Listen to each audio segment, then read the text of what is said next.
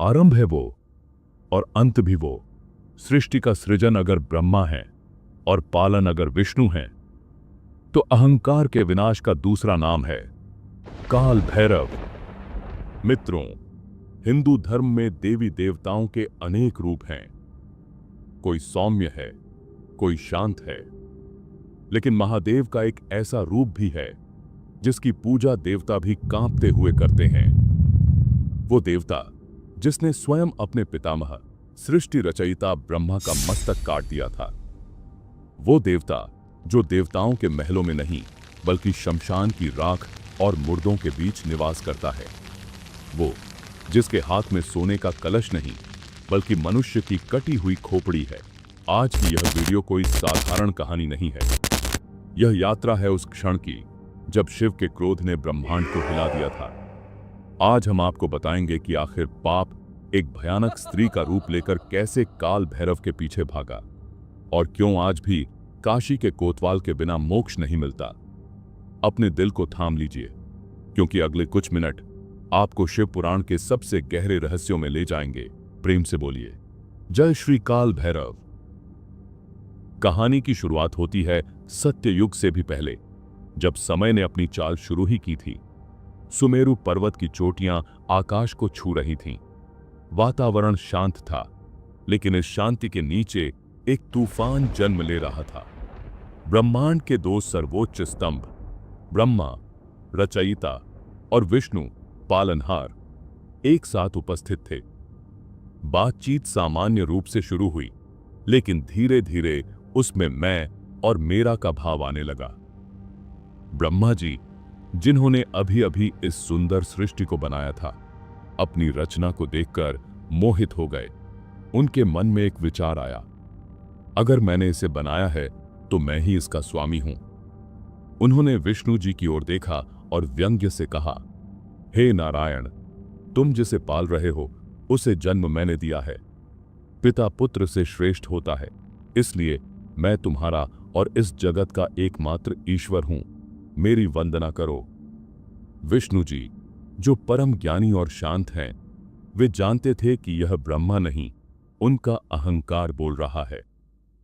उन्होंने मुस्कुराते हुए उत्तर दिया, ब्रह्मदेव, बीज को वृक्ष बनने के लिए जल और संरक्षण की आवश्यकता होती है। रचना करना आसान है, लेकिन उसे युगों युगों तक जीवित रखना कठिन है। यह सृष्टि मेरी शक्ति से टिकी है, इसलिए श्रेष्ठता का अधिकार मेरा है। बहस ने युद्ध का रूप नहीं लिया, लेकिन शब्दों का युद्ध हथियारों से ज्यादा घातक हो गया। दोनों अपनी अपनी बात पर अडिग हो गए। समाधान के लिए वे देवताओं और ऋषियों की सभा में पहुंचे। प्रश्न एक ही था, परम तत्व कौन है, ईश्वर कौन है? ऋषि मुनियों ने आपस में मंत्रणा की। वे जानते थे कि उत्तर क्या है, लेकिन ब्रह्मा जी के क्रोध से डर रहे थे। अंत में उन्होंने वेदों का आह्वान किया। वेद, जो स्वयं ईश्वर की वाणी है, कभी झूठ नहीं बोल सकते। सबसे पहले ऋग्वेद आगे आए। उनका स्वरूप सूर्य जैसा तेजवान था।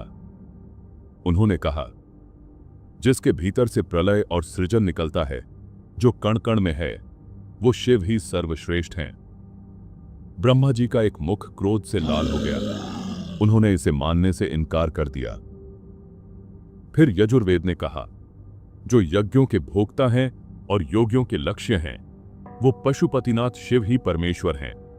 ब्रह्मा जी का दूसरा मुख भी क्रोधित हो गया। तभी सामवेद और अथर्ववेद ने भी एक स्वर में घोषणा कर दी, ब्रह्मा और विष्णु तो केवल माध्यम हैं, ऊर्जा का स्रोत तो केवल महादेव हैं। विष्णु जी ने सत्य को नमन किया, लेकिन ब्रह्मा जी का अहंकार अब पागलपन की हद पार कर चुका था। वे अपनी ही रची हुई वाणी अर्थात वेदों को झूठा बताने लगे। वे हंसे। एक अट्टहास गूंज उठा। वे बोले, वह शिव, वो अघोरी जो शमशान की राख मलता है, जो नग्न रहता है, जिसके साथ भूत प्रेत चलते हैं, तुम उसे मुझसे श्रेष्ठ बताते हो? वो तो मेरी ही भौहों से जन्मा एक बालक है। ब्रह्मा जी के पांचवें मुख से निकले वो शब्द, शिव के अपमान के वो शब्द, जैसे ही गूंजे, प्रकृति स्तब्ध हो गई, हवा रुक गई अचानक एक भीषण नाद हुआ। ऐसा लगा जैसे करोड़ों बिजलियां एक साथ गिर पड़ी हों। उसी क्षण भगवान सदाशिव के क्रोध से एक दिव्य और भयावह पुरुष प्रकट हुआ। जरा कल्पना कीजिए उस स्वरूप की। उसका रंग प्रलय के बादलों जैसा काला था। उसकी आंखें अंगारों की तरह जल रही थीं। उसके दांत बाहर निकले हुए थे। उसके हाथों में त्रिशूल, तलवार और पाश था। उसकी हुंकार से तीनों लोग कांप उठे। ब्रह्मा जी भी सहम गए। शिव जी ने अपनी गंभीर वाणी में कहा, हे वीर, तुम साक्षात काल के समान हो, इसलिए तुम्हारा नाम काल भैरव होगा। तुम मेरे भक्तों के भय को हर लोगे, इसलिए तुम भैरव कहलाओगे। जाओ, इस अहंकारी ब्रह्मा को दंड दो। काल भैरव ने अपनी सबसे छोटी उंगली के नाखून से, जी हां, मात्र नाखून से ब्रह्मा जी का वह 5वां सिर काट दिया जो अहंकार से भरा था। इस दिन मार्गशीर्ष मास की कृष्ण पक्ष की अष्टमी थी, जिसे आज हम काल भैरव अष्टमी या कालाष्टमी के नाम से मनाते हैं। लेकिन दोस्तों, कहानी यहीं खत्म नहीं होती। असली संघर्ष अब शुरू हुआ। ब्रह्मा जी सृष्टि के रचयिता हैं, वे परम ब्राह्मण हैं। जैसे ही उनका सिर कटा, वहां से एक भयानक डरावनी स्त्री प्रकट हुई। उसके बाल बिखरे हुए थे, जीभ बाहर थी और वह खून से लथपथ थी। वह कोई और नहीं, साक्षात ब्रह्म हत्या, पाप का मूर्त रूप थी। वह स्त्री चिल्लाते हुए काल भैरव की ओर दौड़ी। भगवान शिव ने भैरव से कहा, वत्स, तुमने ब्राह्मण का वध किया है। भले ही वह न्याय के लिए था, लेकिन पाप तो पाप है। यह ब्रह्म हत्या अब तुम्हारा पीछा करेगी। काल भैरव वहां से चल पड़े। ब्रह्मा जी का कटा हुआ सिर उनके हाथ से चिपक गया था। वे उसे छुड़ाने की कोशिश करते, पर वह छूटता नहीं था। पीछे पीछे वह भयानक ब्रह्म हत्या और आगे आगे काल भैरव। वे देवलोक गए, ब्रह्म हत्या वहां भी आ गई। वे पाताल गए, वह वहां भी आ गई। वे बैकुंठ गए, लेकिन पाप ने पीछा नहीं छोड़ा। भैरव बाबा पूरे ब्रह्मांड में भिक्षा मांगते हुए भटकते रहे, ताकि उनका अहंकार पूरी तरह मिट जाए। युग बीत गए। भटकते भटकते काल भैरव पृथ्वी के उस स्थान पर पहुंचे जो भगवान शिव के त्रिशूल पर टिकी है, काशी, अविमुक्त क्षेत्र वाराणसी। पुराण कहते हैं कि जैसे ही काल भैरव ने काशी की पंचक्रोशी सीमा में पैर रखा, एक चमत्कार हुआ। वह भयानक ब्रह्म हत्या जो साए की तरह उनके पीछे थी, वह काशी में प्रवेश नहीं कर पाई। वह बाहर ही चीखती रह गई और पाताल में समा गई, क्योंकि काशी शिव की नगरी है, वहां पाप का अस्तित्व नहीं रह सकता। उसी क्षण काल भैरव के हाथ से चिपका हुआ ब्रह्मा जी का कपाल भी छूटकर जमीन पर गिर पड़ा। जिस जगह वह गिरा, उसे आज दुनिया कपाल मोचन तीर्थ के नाम से जानती है। अगर आप कभी काशी जाएं, तो इस स्थान के दर्शन जरूर करें। शिव जी वहां प्रकट हुए और बोले, हे भैरव, तुमने कठोर तप और भ्रमण से अपने पाप को धो दिया है। आज से तुम इस काशी के रक्षक होगे। तुम काशी के कोतवाल कहलाओगे। दुनिया का कोई भी राजा, कोई भी यमदूत मेरी अनुमति के बिना काशी में प्रवेश नहीं कर सकता, लेकिन तुम्हारी अनुमति के बिना मेरे दर्शन भी किसी को प्राप्त नहीं होंगे। कहा जाता है कि काशी में मरने वाले को यमराज दंड नहीं देते, बल्कि काल भैरव उसे उसके कर्मों की सजा देते हैं, जिसे भैरवी यातना कहा जाता है, और फिर उसे मोक्ष मिलता है। मित्रों, काल भैरव केवल एक रूप तक सीमित नहीं है। तंत्र साधना में इनके 8 प्रमुख रूपों अष्ट भैरव का वर्णन है, जो हमारे शरीर और ब्रह्मांड के 8 दिशाओं को नियंत्रित करते हैं। असितांग भैरव कला और संगीत की सिद्धि देते हैं।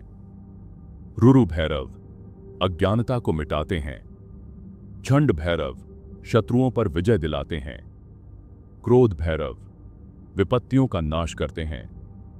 उन्मत्त भैरव अहंकार को नियंत्रित करते हैं। कपाल भैरव जेल और कोर्ट कचहरी के मुकदमों से बचाते हैं। भीषण भैरव भूत प्रेत और बुरी नजर से रक्षा करते हैं। संहार भैरव पापों को जलाकर राख कर देते हैं।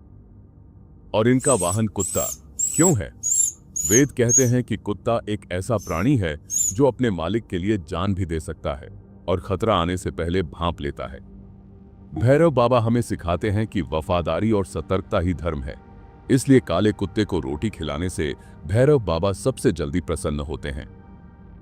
तो दोस्तों, यह थी वो महागाथा जिसने ब्रह्मांड को हिलाकर रख दिया था।